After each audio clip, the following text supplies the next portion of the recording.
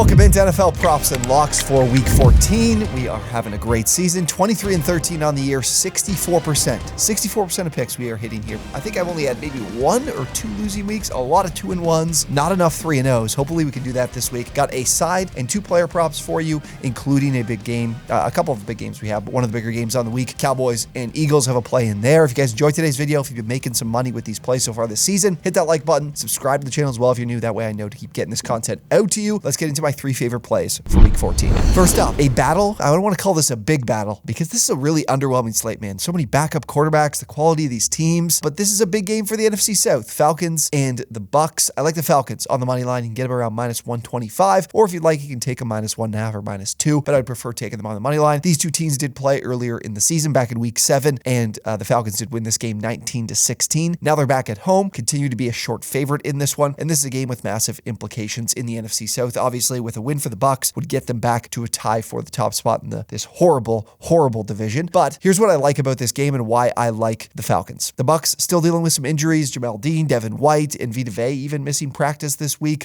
They're starting to get some guys back. Doesn't look like they'll get everyone back. And this is a defense. Talked about the Bucks many times before when betting player props against them or betting against them or betting on them is looking at their defense. And their defense really likes to blitz. About 40% of plays, which is 3rd in the league. So they're definitely sending numbers. They don't have much of a pass rush on their own. So this is why they blitz quite a bit, is be able to generate pressure. And this is their best way to be able to do so. But shockingly enough, because I was looking at this game and I'm like, do I want to bet the Bucks? Maybe Desmond Ridder is terrible against the blitz. Shockingly, Desmond Ridder has been very good against the blitz. Aside from some turnover-worthy plays, which he is right around, I think, 5%, which was like a maybe bottom 10 or bottom 8 in the league or something like that. But the numbers on a down-to-down basis, pretty good. 64.1% completion percentage is 11th, and his yards per attempt of 8.1 yards is actually 4th. So I like what he's capable of doing against the blitz, especially when you have guys like Kyle Pitts and Drake London, who are fantastic players one-on-one in coverage. So that's a great sign for this offense. And then as well, you look at the Bucks run defense, it's been elite this year. It's been one of the best in the league. But you look at recent weeks and they've taken a pretty significant step back. Chuba Hubbard ran for over 100 yards last week. Both Zach Moss and Jonathan Taylor found a lot of success for the Colts a couple of weeks ago in their win over the Bucks. Atlanta, too. The defense is playing so well this year. They're one of the most underrated defenses in the entire league. Really good against the run, 3rd in EPA per rush attempt, and they're 13th in EPA against the pass. So this is a good unit. The Bucks offense has looked terrible in recent weeks. Baker Mayfield, in my mind, has taken a significant step back, even from just the guy he was earlier this season. And this offense, with a banged up Chris Godwin, is really just relying on Mike Evans and the deep ball. I think the Falcons can take that away. They'll definitely take away the running game. I like them to win this game at home and put more of a stranglehold on their lead in the NFC South. Next, we move to a player passing prop. I'm looking at Jared Goff to go over 21.5 completions. They get the Bears on Sunday, and these are two teams that have met up before. Just a few weeks ago, was it week 11, I believe, and Goff went over this number with 23 completions in that game. And on the season, this is a number that's been pretty kind to Goff, the 21.5 number. He's gone over this in 9 of 12 games this year. Now they go on the road to Chicago, and they find themselves, depending on the book you're looking at, as only like a 3.5 point favorite. It's because their defense just can't seem to keep opponents out of games, especially we saw the Saints climb back last week. They did still cover the Lions. But what I like is that being on the road, being a tighter spread, if this game stays competitive, gives us a better chance for Goff to go over this number. He's got over in 4 of his 6 road starts this year, and the only 2 games that he did go under on the road was that big blowout early in the season against Green Bay at Lambeau Field,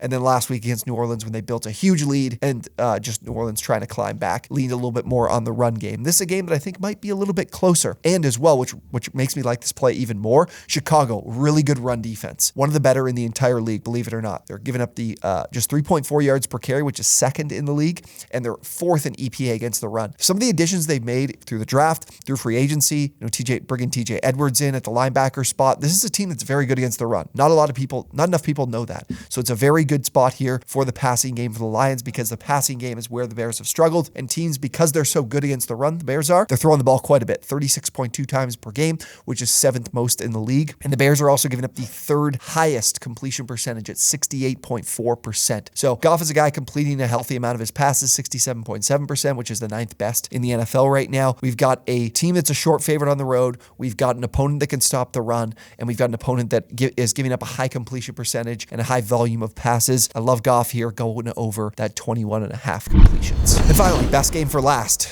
I think this game and then our Bills-Chiefs game, these are the 2 games you don't want to miss. The rest are just like, yeah, red zone. We'll just see what's going on. We'll watch the scores. We don't need to see the down-to-downs. There's a lot of weather to pay attention attention to too if you're looking to bet on these games. But regardless, A.J. Brown over 78.5 receiving yards. I love this spot here against the Cowboys defense. The Cowboys are a team that play a lot of man coverage. We saw these two teams play earlier this season, and I betted him in this matchup, but didn't win on this one because he did go under this number, 66 receiving yards, 9 targets. I believe he had 6 or 7 receptions in this game, so didn't quite get over the number, but here's why I love this matchup. So that was one of the only of 3 times that he was not able to go over this number in the last 10 games. And again, the matchup is ideal because Dallas plays the most man coverage in the entire league, 43% of plays. I mentioned that a little bit earlier, and Brown has been one of the premier receivers against man coverage this season. He ranks 8th in yards per route run, 3.69 yards per route run, and he also leads the league in targets against man coverage. So I definitely expect him to get the ball quite a bit in this game, and I expect him to be pretty productive with those opportunities as he's proven throughout the season. Now for the Eagles in this particular game too, obviously won that game against the Cowboys weeks ago, but the Eagles do find themselves as 3.5-point underdogs in this game, and in both of the team's losses this year. It's not to say that the Eagles are going to lose this game because they're an underdog, but I thought this was telling.